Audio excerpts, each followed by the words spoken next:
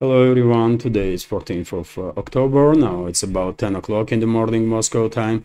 I'm Levan Gudadze and this is my second update in which I will share all the main news that are making headlines in Russian media outlets and Russian language pages on different internet platforms.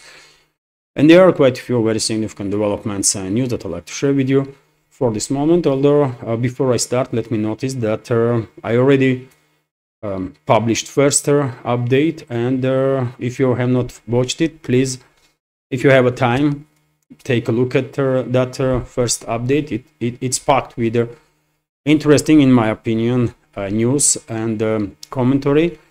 Hopefully you will find it interesting also. And well, let's start this second update now. I will remind you, dear friends, that later on today I will also publish on YouTube and Rumble channels a new episode of Headlines, which is a short summary of the news that I will talk about in today's final update on my Patreon page. And if you are interested in more news and commentary from Russia, please consider to join our Patreon community. Monthly subscription on Patreon starts from $5, and then you can choose your level of support there on the platform. Link is on this video in the description box and in the pinned comment. That's been said. Let's go through some news now, and I will start with the Middle East. So TASS news agency is reporting that Prime Minister of Israel, Benjamin Netanyahu, demanded from UN its peacekeepers to be withdrawn from southern Lebanon. Earlier there was reports that peacekeepers themselves refused to leave positions despite the demands from Israeli side, and now Netanyahu himself is making such a demand and claims that for safety of peacekeepers it will be better if UN will withdraw these forces. I remind you, dear friends, that according to latest reports, 5 UN peacekeepers were wounded as a result of Israeli strikes in recent days. TASS news agency is also reporting that Pentagon transferred to Israel THAAD air defense system to further enhance air defense of Israel. I reported about information that Pentagon was planning to deploy THAAD missile air defense system to Israel, but I didn't expect that Pentagon will give this system to Israel. I was thinking US militaries will operate with it. Let's go through this news. The US Department of Defense has confirmed sending Israel a THAAD terminal high-altitude aerial defense missile defense system battery to repel potential ballistic missile attacks from Iran aimed at escalation tensions in the region. This was announced in a written statement by the Pentagon Press Secretary General Patrick Reeder of the US Air Force at the direction of the President of the United States, Joe Biden. Secretary of Defense Lloyd Austin has approved the deployment of THAAD battery and an assistance and associated a team of US troops to Israel to help booster Israel's air defense following Iran's unprecedented attack on Israel on April 13 and October 1st. That THAAD battery will complement Israel's integrated air defense system. These actions underscore the United States' unwavering commitment to protecting Israel and the Americans in Israel from any future ballistic missile attacks by Iran. He said, according to General, this is not the first time the United States has deployed THAAD battery in the region. Last year, after the Palestinian Hamas attack on Israel on October 7, the President of US ordered the deployment of THAAD battery in the Middle East to protect American troops and interests in the region. Earlier in 2019, the United States deployed a THAAD battery in Israel to conduct training and comprehensive air defense exercises. A reader concluded. So yes, my initial understanding was correct. Pentagon is not giving this system to Israel. Pentagon is deploying its own military personnel to operate with this THAAD system to repel any potential missile strikes on Israel, which might happen if Israel will conduct strikes on Iran.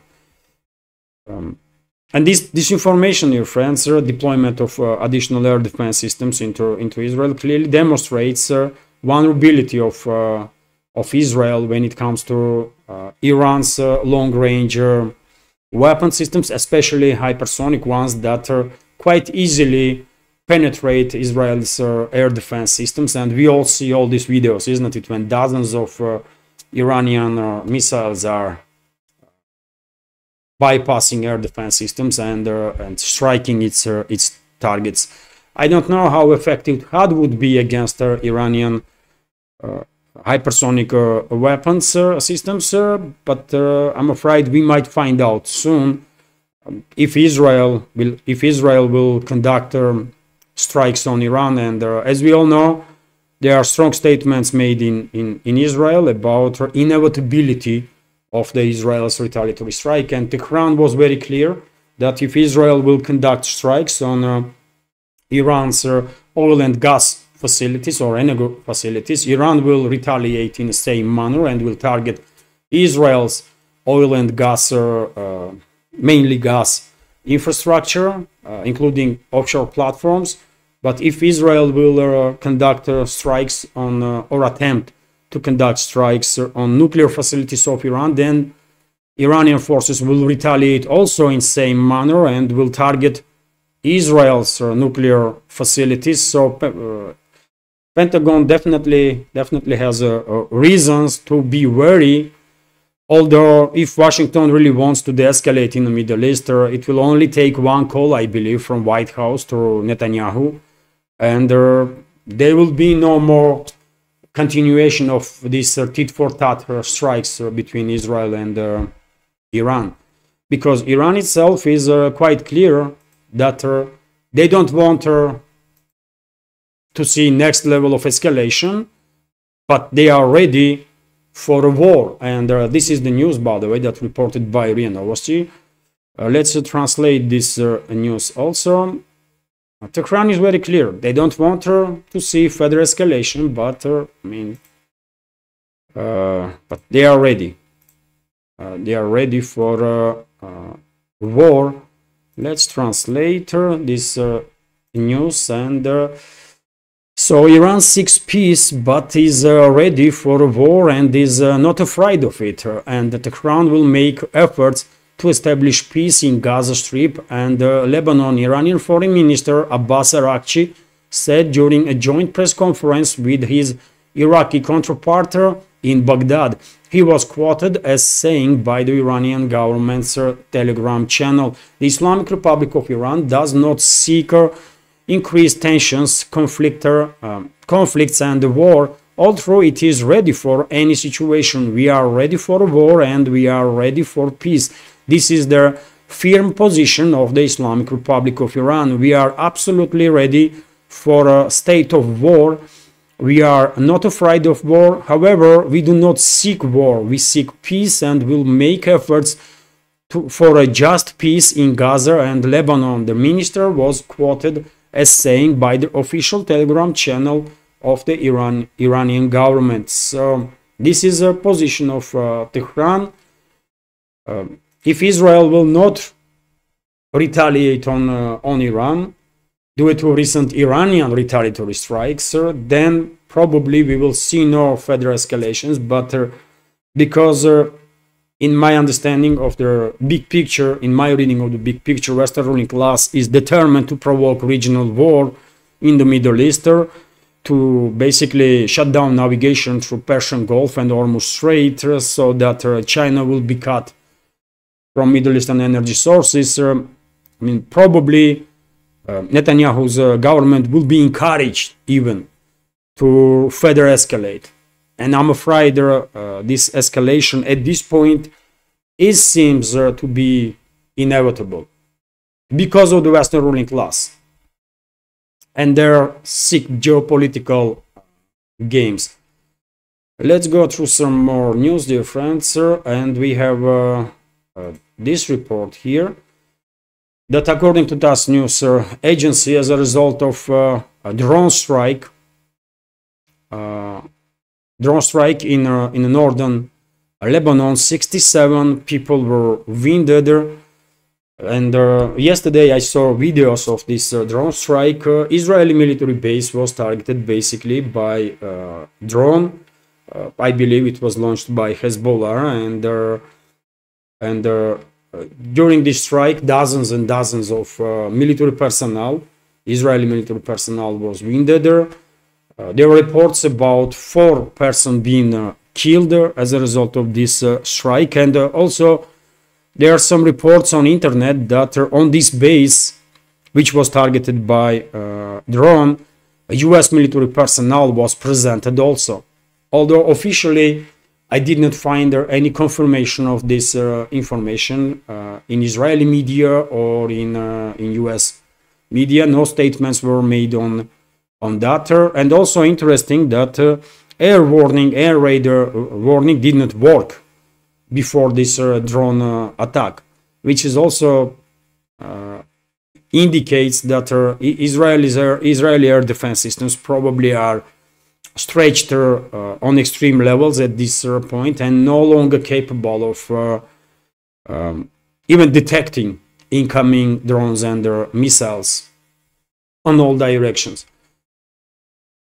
Also, RT is reporting that there was initially there was reports that a third Trump assassination attempt took place.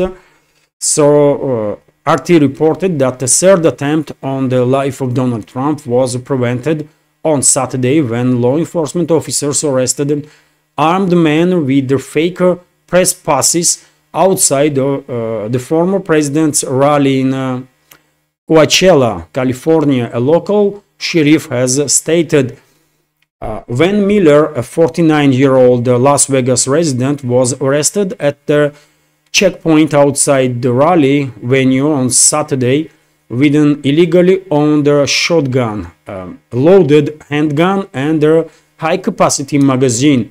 The Riverside County Sheriff's Office said in a statement on Sunday. Riverside County Sheriff Chad Bianco told local media that Miller had presented fake VIP and press passes at the checkpoint. They were different enough to cause their deputies alarm. Bianco told their press enterprise, "We probably stopped another assassination attempt." And this was earlier statements, dear friends. Later on, we get more clarification on that. And for example, FBI, U.S. Federal Bureau of Inquiry, no longer believes that this was an assassination attempt. And let's go through this news also, for example.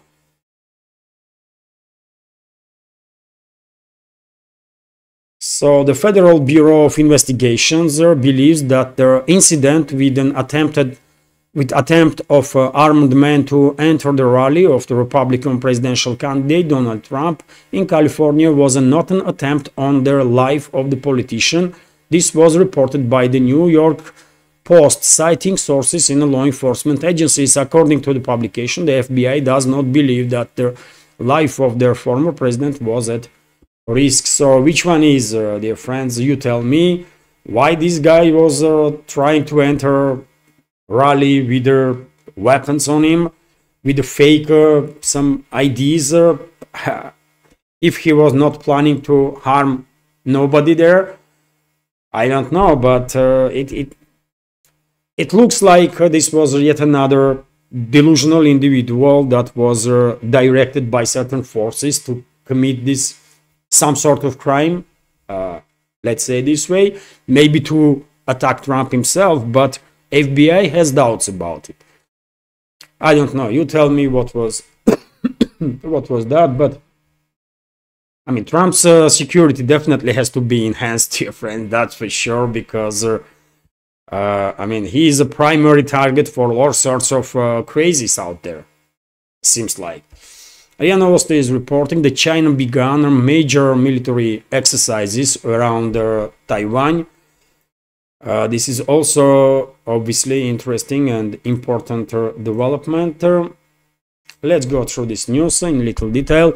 So China on Monday launched the Joint Sharp Sword 2024B military exercises around Taiwan to practice a joint assault, blockade, and take control and establishment of control over the key ports and areas of the island, said Li Xi, or Li He, spokesman for the Eastern Zone of the People's Liberation Army (PLA) Combat Command. On October 14th, the PLA Eastern Combat Command Zone deployed its ground forces, naval and air forces, missile and other troops to conduct the joint Sharp Sword 2024B exercises in Taiwan Strait in areas north, south and east of Taiwan Island.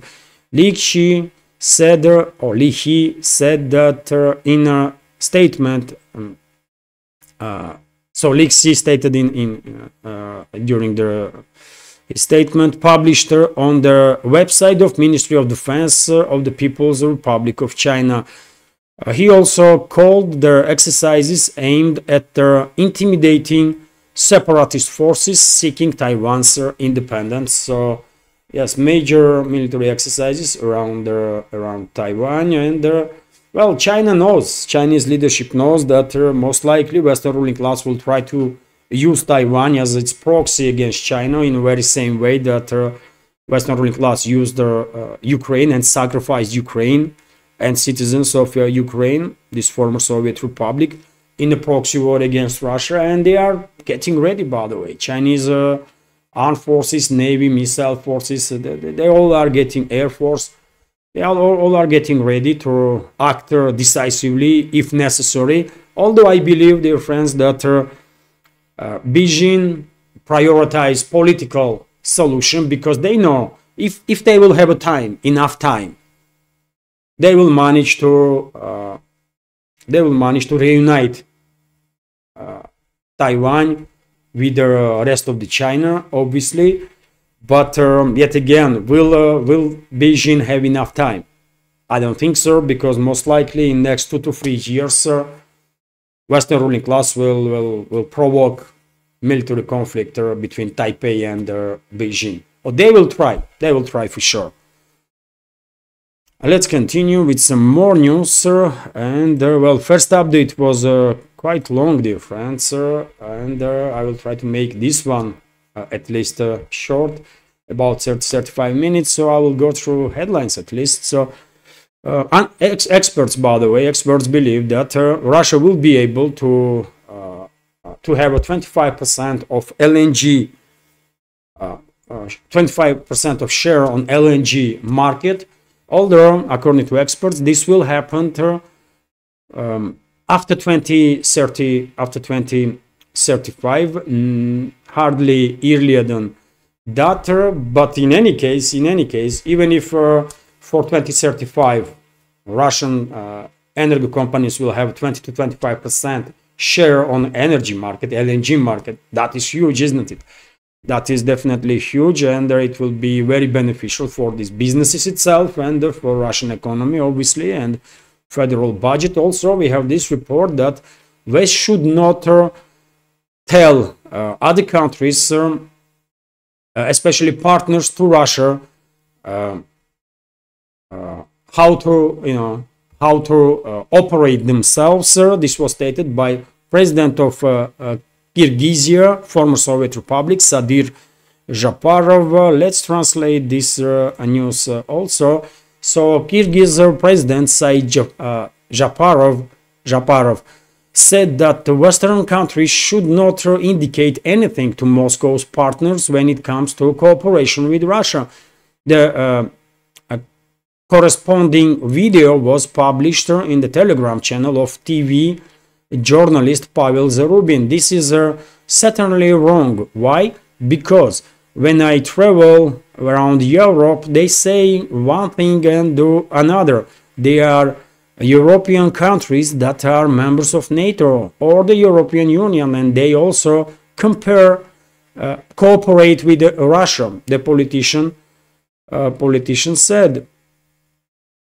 And he also, reiterated that Western countries should not allow themselves to basically dictate to other countries, especially partners to Russia, how to do business with Moscow. And this is quite interesting. This is quite interesting because Western ruling class, dear friends, conducted several color revolutions in Kyrgyzia, right? Several. And they were actively trying and still continuing to try to establish complete control over this Central Asian Republic, but they are struggling with it. They are clearly struggling with it. And this statement of president of Kyrgyzsia clearly demonstrates that, isn't it? And I said many times before that in my personal opinion, Western ruling class, through Turkey, although with some other means also, try hard to establish stronger presence, strong foothold, basically, to create stronger foothold in a Central Asian Republic, especially in republics that are bordering China. And I believe in geopolitical agenda of the West, these republics that are bordering China mainly, although entire Central Asia, but ones that are bordering China, for example, Kyrgyzstan and Kazakhstan, these republics were considered as potential places from which they can start an assault on China with some hybrid warfare tactics. And what I mean by this is that I believe Western ruling class, with the participation of Turkey, wanted to not just establish themselves in Western Asia, in Central Asia, and to basically create their assets there. But they wanted, and they still want, I believe, to at some point destabilize these republics, especially borderline areas with China, create no-go zones in that area, then deploy in these borderline territories terrorist groups from the Idlib province of Syria, including Uyghurs, by the way, ethnic Uyghurs that are Chinese citizens and were undergoing training in terrorist camps in Idlib province, and then these terrorist groups will be used to infiltrate northern western Chinese territories where ethnic minorities, including Uyghurs, are living compactly, and thus Western ruling class will try to destabilize, to create some internal turbulence in China, maybe even large-scale separatist movements, which will of course divert significant resources from the Beijing, right? And will weaken Beijing at least a bit, right? That's the main plan of the Western ruling class, I believe, towards Central Asia, and that's why they were actively trying and still continue to try to influence local political class and intervene in internal affairs. And they are struggling with this. And statements of Japarov clearly indicates that. Although, of course, this did not mean that they will, Western ruling class will stop trying. They're not going to stop trying. Vzglyad newspaper is reporting that, ruling party in Georgia laugh at the plans of President Zurabishvili, Salome Zurabishvili, who stated that she will create her alternative government. She will appoint her alternative prime minister after upcoming parliamentary elections. Basically, Western assets in Georgia, including President Zurabishvili, they are openly stating now that they are not going to recognize elections, and they are all about destabilization of the country and the so-called color revolution, regime change. And I remind you, dear friends, that Western ruling class tried several times in previous years to conduct regime change in Georgia. They failed, but they definitely will try again in just about 12 days. On 26th of October, parliamentary elections should take place in this former Soviet republic. And yes, President has claimed that well, she will appoint her alternative cabinet and alternative prime minister, which is crazy, right? And the ruling party laugh at these statements of the president, but same time, I believe they are understand that Western ruling elites, especially U.S. by the way, U.S. Secret Services and their assets in Georgia will try hard to destabilize country, to conduct regime change. Then West will try to put in power, obviously, their puppets, and then Georgia will be sacrificed as a sort of second fronter against Russia in the same way that Ukraine was sacrificed, right? And the Georgian leadership, current leadership, understands this. Number of statements was made that they will not allow no regime changes, no disturbances, no nothing, and Georgia will not be sacrificed. But I know Georgia more or less. I was born in Georgian Soviet Socialist Republic. I lived in Georgia first half of my life, right? And I know something about Georgia, right? And I'm afraid Western ruling class has just too many assets there, too many assets, and Georgian society have to be really firm, really strong, united.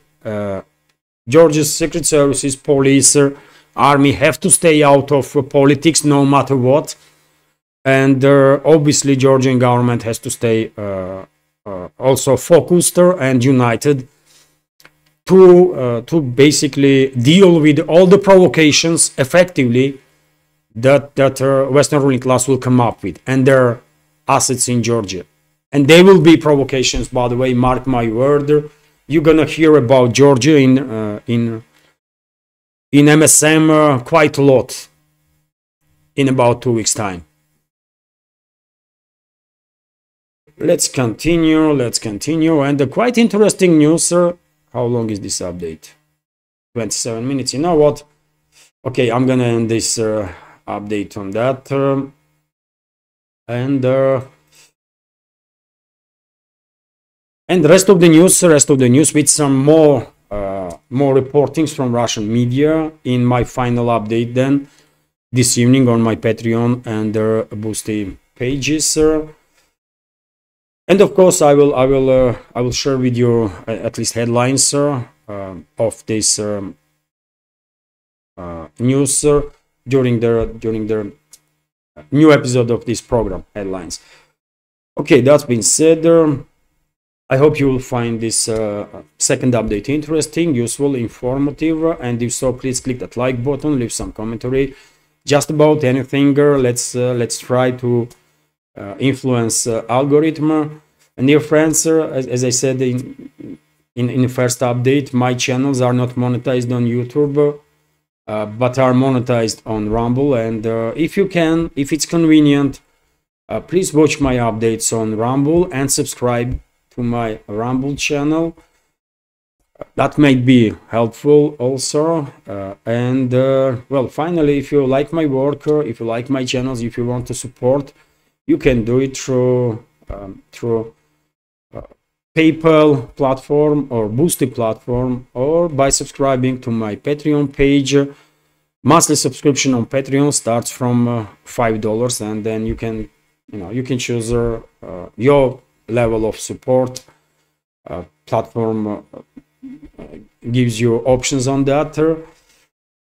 All the links under this video in the description box and in the pinned comment. This is it for now, dear friends. If you have not seen my first update, please check that video. It's a little longer than this one, but I try to make it informative and interesting, so hopefully you will like it. So yes, this is it for now. Have a great day and take care.